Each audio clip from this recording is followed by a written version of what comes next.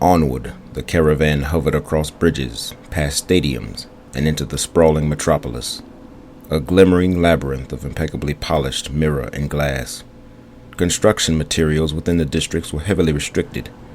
Everything built must be easily destructible by common means, such as explosives and rams.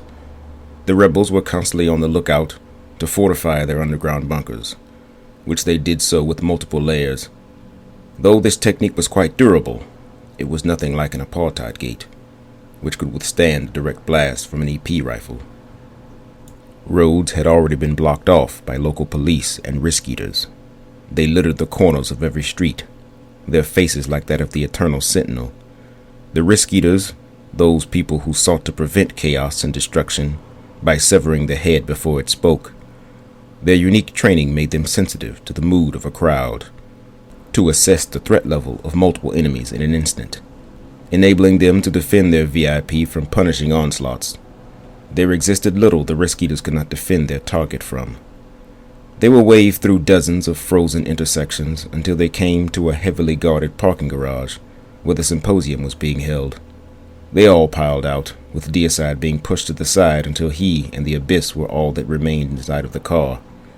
At first he had resented the overbearing treatment inside the districts. Deicide had strolled around battlefields his entire life, but those encounters were with a confused enemy who had never been exposed to his methods. The rebels within the districts were hardened by their humiliating defeat and capture. Stewing in a pot that Deicide had provided only strengthened their resolve. It was best not to taunt them by walking around carefree.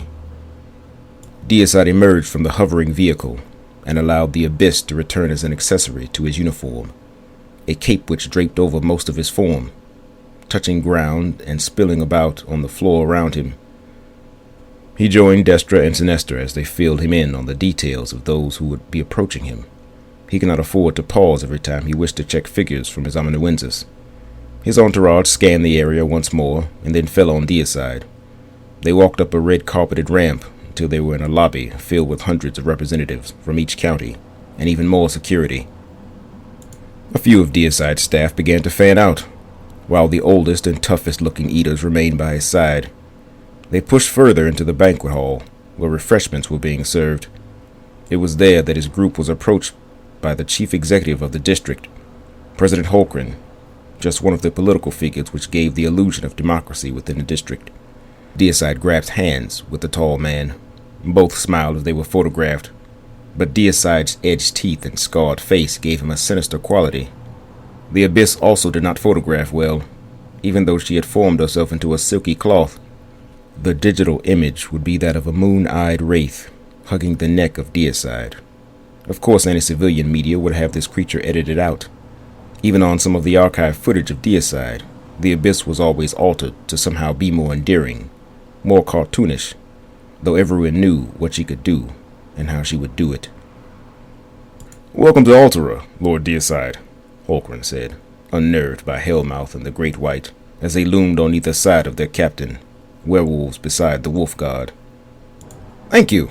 I'm sure you've met Admiral Aquatalis' daughters and my military advisors, Shagora Doric and Joshua Lelio," Deicide said very stiltedly, realizing most of his cabinet was known to the public by their true names.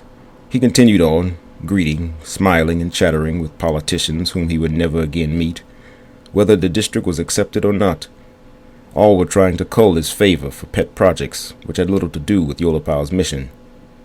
Many were concerned with Knott's famed Somnus Engineering Corps, a group of engineers at the center of all material fabrication that took place on the ship. In a state of lucid dreaming, these persons guided machines to create seemingly impossible structures, entertainment, and all types of weaponry. However, the science behind some of their products had led to swift prohibition, such as atomic weapons, or the more sinister negation theory, which told of an apocalyptic reaction where, once begun, all matter would cease to exist in the plane it once resided. This was hyperbole, of course. Deicide professed a strong distaste for negation weapons. He knew that the reaction could be quelled. It just was never fast enough for him to consider their usage rational or reasonable. Several hours later, Deicide was touring the city, impressed by the cleanliness and modernized look of the metropolis. which spoke of the supposed harmony and uniformity within. Public trains glided silently on rails high above, weaving in and out of mirror-faced skyscrapers that seemed to merge into the simulated sky. He recalled the brief time he had spent on his homeworld as a child, the cold grays and blues of urbanization washed in a pale light. The sun trained harshly through a filter of gloomy clouds. The Obstrusian Empire had acquired a severe mistrust of nature and her cruel rationale. Obstrusions had long defeated natural diseases and had extended the lives of even the most common a great deal. But the biological meddling they had conducted had left their people barren, leaving Deicide as the only true heir. Destra and Sinestra began to pore over the latest figures from the embassy. The district of Altura had done more than enough to make themselves eligible for assimilation. Deicide regretted not having this visit much sooner, as the quick turnaround would convince more districts to rally. Merging with the Yolopal civilian population brought far more privileges than being a part of a recreational or resort district. Somnus engineers took special interest in these cities, turning them into something worthy of amazement. Crime rates at 0.3%? The entire district hasn't had a murder in 50 years, Destra said. Their energy input is unmatched, Sinestra said. Deicide nodded, rubbing his chin. The Abyss chirped in agreement, eliminating any need Deicide had for a poker face. Hellmouth sniffed in disapproval. She folded her arms and narrowed her eyes at the city, as if she was scanning the rooftops and windows for a suspected sniper. That's some bullshit, Hellmouth said, her gold flinting in the artificial sunlight. It does seem a bit out there, Great White said. Deicide's antenna stood up high on his head, surprised that his mentors were in agreement. A bit, Hellmouth said. In the past year alone, we've had more slip and fall deaths in the engineering department. Slip and falls. You know how rare that is with the safety codes? You mean to tell me everybody's keeping their shit together here? Bear in mind, most of these people are descendants of people we defeated. Deicide pursed his lips. He said. Hellmouth tugged one of his hair-like antennas, causing him to flinch in pain. Don't me, Aunt, Hellmouth said. The entire car chuckled uncomfortably. She's right. There isn't a spot in the universe where everybody gets along, Great White said. Not even in this car, Baby Sister said. Deicide's eyes were watery. True, he said. And we should be wary of those places that do, Hellmouth said. Their inspection continued at the center of Altura's power plant structure. Every district in line with the Yolopal's energy array had a plant that encompassed no less than 10% of the city, employing nearly 5% of the city's workforce.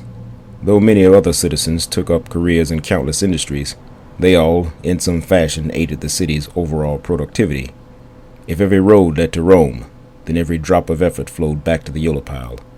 The caravan was led into the massive plant, and the exit procedure from the car was done exactly as had been done before. Deicide was handed a white hard hat by Hash, who slapped on his own while wearing a stupid look on his face. The Abyss separated a portion of herself and mimicked the shape of the hard hat, then crawled up on Deicide's head. He quickly tossed his unneeded hat to a random plant employee. Knott's representative scientist took the lead while Deicide and the others followed behind, pretending to know what was happening around them. Deicide always took his wife's word when she began to explain the engineering plant. After several mathematical conversions during the first and second rings, he was through with trying to understand. Even his amanuensis array could not help him, as their main focus was aiding him in self-reflection, helping him remember subjects he already knew, or those he could grasp quickly. In truth, having more than one consciousness inside his mind, while acquiring new knowledge, only degraded his understanding further. It was enough that the Abyss was there with her incessant chatter, though he was fond of her dialogue. Adding the amanuensis array and constant message traffic was like listening to several radio stations at once. It had taken many years of meditation before he could hear individually, without mentally fiddling with the dials of the firmware in his forward mind. They were led across catwalks that hung over reactors several miles wide. Deicide looked over the edge and into the gaping void at the reactor's core, unsure as to how it generated any power at all. He watched as great rings spun in opposite directions inside the massive structure. As they headed through the control room, Deicide laid his eyes on a fuel pipe that ran through the space. It was completely transparent and showed the black fuel flowing inside. He ran his fingers across it as he passed.